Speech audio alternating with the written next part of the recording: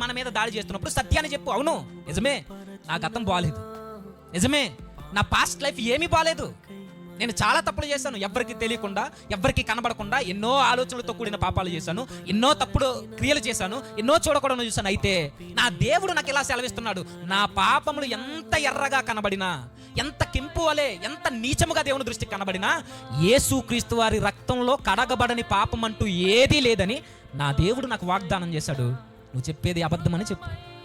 ఈరోజు రక్షింపబడకుండా, ఈరోజు మారు మనసు పొందకుండా మనల్ని అడ్డగించే పాపాలు ఇవి. దేవుని రాజ్యంలో నిజాయితీగా, నీతిగా, నిలకడగా, స్థిరముగా నిలబడకుండా చేసే ఒక బాణాలు లాంటివి ఇవి.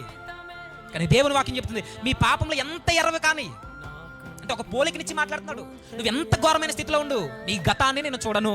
యెహెజ్కేలు గ్రంథంలో ఇదే మాటలు మాట్లాడతాడు. నీ గత జీవితం ఎలా ఉందో పక్కన పెట్టు, ఈ రోజు నువ్వు మారతానంటే నీ పాపాలని తూర్పుకి పడమరకి ఎంత దూరం ఉందో అంత దూరాన్ని పడేస్తానన్నాడు ఆయన.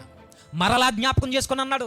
చెప్పు అపవాది, ఒకవేళ ఈ థాట్స్ నీలో కలుగుతున్నా, ఎదుటోడి ద్వారా నీకు వినబడుతున్నా, దేవుడు నిన్ను కూడా క్షమిస్తాడా అనే ఆలోచనలకు వస్తున్నప్పుడు నీకు ఒకళ్ళు గుర్తు రావాలి. ఎవరు? తప్పిపోయిన కుమారుడు.